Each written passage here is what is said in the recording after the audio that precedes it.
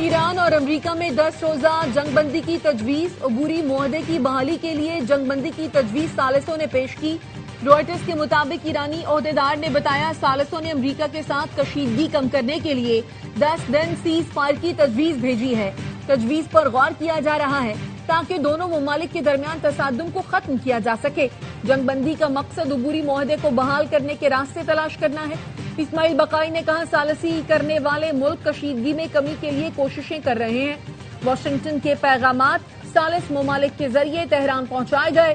کشیدگی کے باوجود سفارتی چینلز فعال رہے۔ جنگ کا دائرہ پھیلا تو ذمہ دار امریکہ ہوگا۔ خارق جزیرے پر قبضہ کرنے کی کوشش کرنے والی امریکی فوج کا استقبال کرنے کے لیے تیار ہیں۔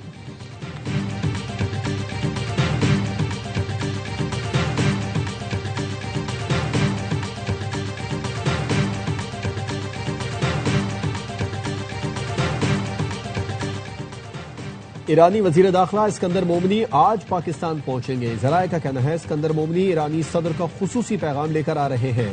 اسکندر مومنی وزیر اعظم، فیلڈ مارشل اور وزیر داخلہ سے ملاقاتیں کریں گے۔ ایرانی وزیر داخلہ کی فیلڈ مارشل سے ملاقات خصوصی اہمیت کی حامل ہوگی۔ ایرانی وزیر داخلہ مذاکرات کے عمل میں بھی انتہائی سرگرم رہے۔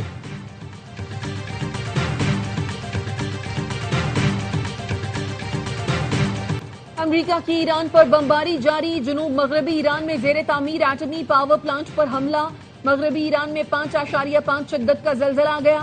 امام خمینی پورٹ، تبریز، چابہار، سرخ، ہرمزگان، بوشہر اور کناک پر میزائل برسات۔ ایرانی فوج کے ساحلی نگرانی کے مراکز، فضائی دفاعی تنصیبات، کمانڈ سینٹرز، میزائل اور ڈرون لانچنگ مقامات، بحری صلاحیتوں اور مواصلاتی نیٹ ورکس کو نشانہ بنایا گیا۔ ایران کا خطے میں امریکی اہداف کو کامیابی سے نشانہ بنانے کا دعویٰ۔ پاسداران انقلاب کا کہنا ہے کویت میں امریکی ریڈار، طیاروں کے ہینگر اور ڈرون بیس پر حملے کیے۔ قطر میں امریکی ارلی وارننگ ریڈار سسٹم تباہ۔ آبن ہرمز سے گزرنے کی کوشش پر 2 آئل ٹینکرز کو دھماکے سے اڑانے کا دعویٰ۔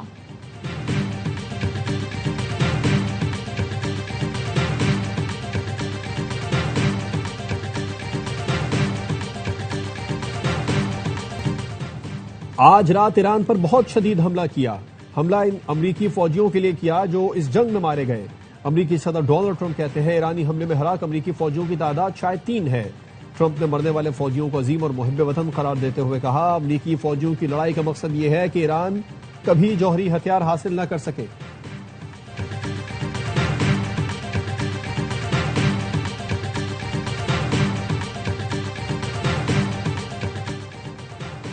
میدان میں ایران کی برتری پر ہی جنگ ختم ہوگی۔ ایرانی وزیر خارجہ عباس عراقچی کہتے ہیں مذاکرات کا درست وقت وہی ہوتا ہے جب فوجی محاذ پر قابل اعتماد کامیابیاں حاصل ہو جائیں۔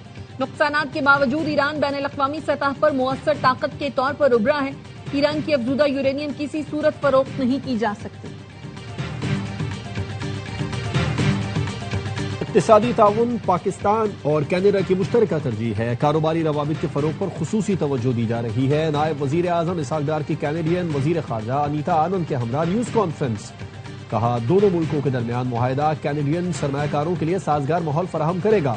کینیڈین وزیر خارجہ نے کہا مشرق وسطیٰ میں پائیدار امن کے لیے پاکستان کی کوششیں قابل ستائش ہیں۔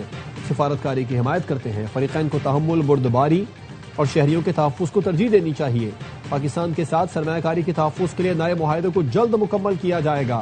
کینیڈین وزیر خارجہ کی وزیر اعظم شہباز شریف سے ملاقات۔ وزیر اعظم شہباز شریف نے کینیڈین ہم منصب کے لیے نیک خواہشات کا پیغام دیا۔ کہا کینیڈین وزیر اعظم سے جلد ملاقات کے منتظر ہیں۔ دونوں رہنماؤں نے تجارت اور معدنیات کے شعبوں میں وفود کے تبادلے پر اتفاق کیا۔ وزیر خارجہ انیتا آنند کی وزیر داخلہ وزیر داخلہ محسن نقوی سے ملاقات ہوئی۔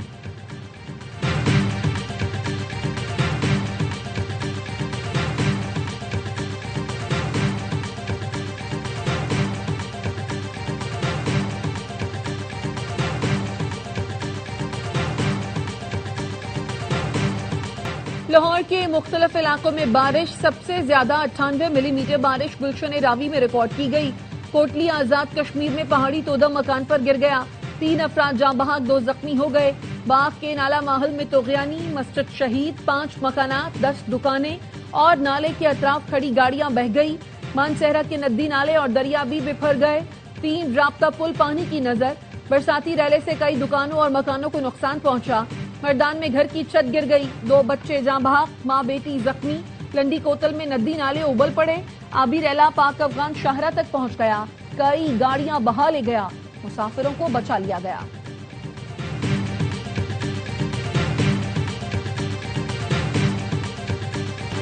مٹیاری میں حادثے کا شکار مال بردار ٹرین کی بوگیاں پٹری سے ہٹا دی گئی، مرمتی کام مکمل، فرید ایکسپریس کو روانہ کر دیا گیا۔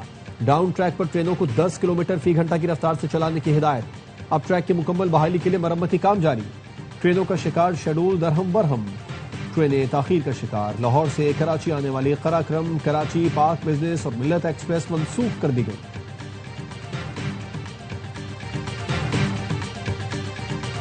اسپین فٹ بال کا عالمی چیمپئن بن گیا، ارجنٹینا کی حکمرانی ختم، فیفا ورلڈ کپ کے فائنل میں میسی 11 کو 1-0 سے شکست، ٹائٹل کی حتمی جنگ میں ہسپانوی ٹیم نے دفاعی چیمپئن کو آؤٹ کلاس کر دیا۔ ارجنٹینا کی ٹیم اسپین کا دفاع توڑنے میں ناکام رہی، امریکی صدر ٹرمپ نے فاتح ٹیم کو ٹرافی دی، کھلاڑیوں میں میڈل تقسیم کیے۔ اسپین سے شکست کے بعد ارجنٹینا کے کپتان لائنل میسی روتے ہوئے میدان سے رخصت ہوئے۔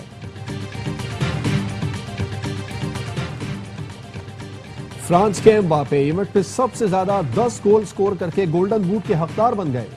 امباپے نے میسی سے ورلڈ کپ کی تاریخ میں سب سے زیادہ گول کا ریکارڈ بھی چھین لیا، 22 گول کے ساتھ ٹاپ اسکورر بن گئے۔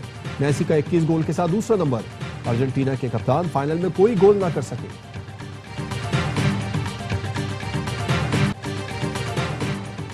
شکیرا کے ڈائی ڈائی نے ماحول بنایا، بی ٹی ایس نے بھی تماشائیوں کا جوش بڑھایا۔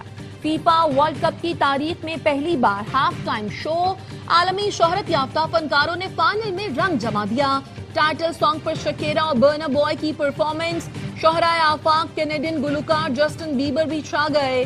پاپٹ بینڈ کی جاندار واکنگ سیلیبریشن، رونالڈو اور رونالڈینو کی میڈونا کے ساتھ انٹری، ہالی ووڈ سٹار ٹام کروز نے یکجہتی کا پیغام دیا۔ اختتامی تقریب میں آتش بازی کا شاندار مظاہرہ کیا گیا۔ اینڈی برہم برطانیہ کے 59ویں وزیر اعظم بن گئے، قوم سے خطاب میں کہا برطانوی سیاست میں اصلاحات کے لیے کام کریں گے، برطانیہ کو نیا معاشی ماڈل دیں گے، دنیا کو دکھائیں گے ہم اپنا استحکام بحال کر سکتے ہیں۔ اینڈی برہم نے پیر کو بکنگم پیلس میں شاہ چارلز کے ساتھ ملاقات کی، انہیں حکومت تشکیل دینے کی باقاعدہ دعوت دی گئی۔ اس سے قبل مستعفی وزیر اعظم کیئر سٹارمر نے اپنا استعفیٰ برطانوی بادشاہ کو پیش کیا تھا۔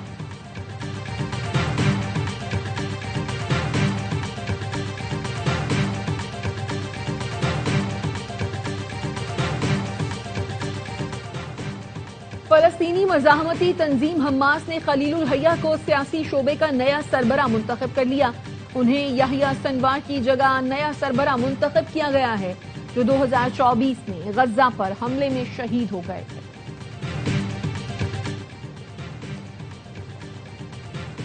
لا اینڈ جسٹس کمیشن نے انٹرنیشنل کمرشل کورٹ کے قیام کے لیے آئینی ترمیم کی سفارش کر دی۔ مجوزہ انٹرنیشنل کمرشل کورٹ عالمی تجارتی تنازعات کے حل کے لیے آزاد اعلیٰ عدالت ہوگی۔ عدالت کے قیام کے لیے آئین میں نیا آرٹیکل 212A شامل کرنے کی تجویز دی گئی ہے۔ بینکنگ محتسب کا دائرہ اختیار مائکرو فائنانس بینکوں اور اداروں کے صارفین تک بڑھانے کی بھی سفارش۔ آئینی ترمیم اور بینکنگ محتسب سے متعلق تجاویز قانون سازی کے لیے وفاقی حکومت کو بھجوا دی گئی۔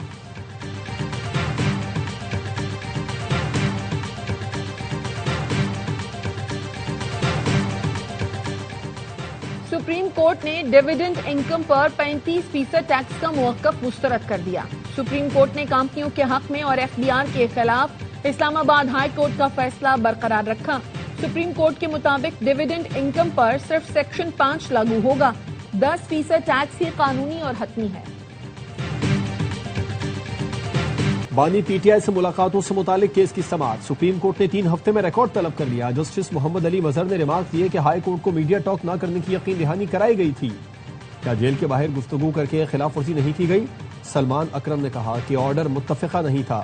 جسٹس محمد علی نے کہا آرڈر متفقہ نہیں تھا تو نظر ثانی دائر کرتے۔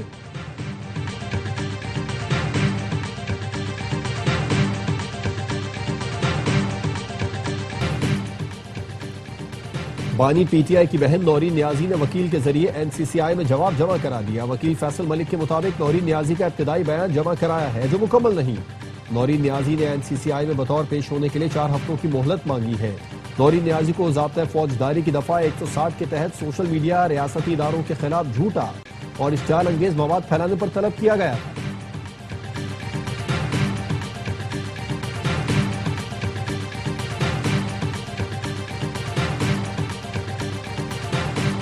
شہریوں کی جان و مال کا تحفظ حکومت کی اولین ذمہ داری ہے، کسی قسم کی غفلت برداشت نہیں کی جائے گی۔ وزیر اعلیٰ سندھ مراد علی شاہ کا امن و امان سے متعلق اجلاس میں اظہار خیال۔ دہشت گردوں، منشیات فروشوں، بھتہ خوروں کے خلاف کارروائیاں مزید مؤثر بنانے کی ہدایت کی۔ کہا تمام قانون نافذ کرنے والے ادارے باہمی تعاون سے کام جاری رکھیں، اسٹریٹ کرائم پر قابو پانے کے لیے خصوصی توجہ دی جائے۔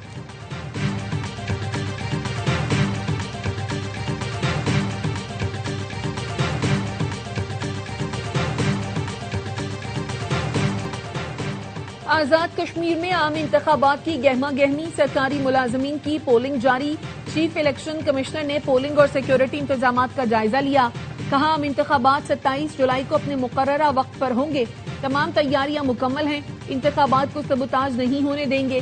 مسلم لیگ نون نے الیکشن مہم تیز کر دی۔ نواز شریف کل مظفر آباد اور جمعے کو میرپور میں جلسے سے خطاب کریں گے۔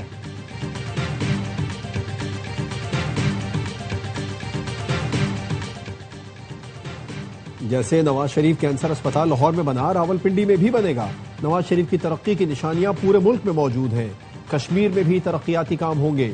پنجاب کی سینئر وزیر مریم اورنگزیب کا راولپنڈی میں عوامی اجتماع سے خطاب۔ کہا آزاد کشمیر کے لوگوں کو پنجاب جیسی ترقی چاہیے تو شیر پر مہر لگانا ہوگی۔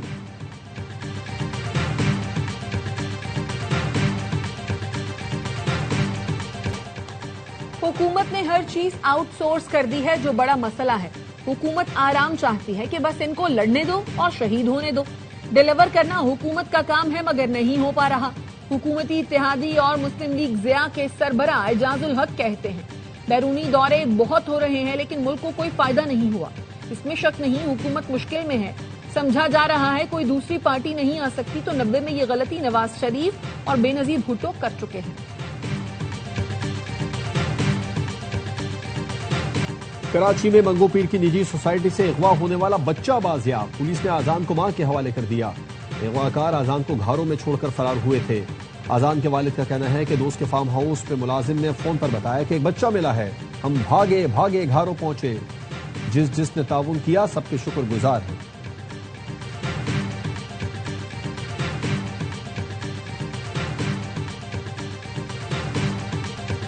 ٹری بیراج میں پانی کا دباؤ بڑھنے لگا۔ اپر پنجاری کینال کے فال موری ریگولیٹر پر دروازوں کی حالت سنگین ہو گئی۔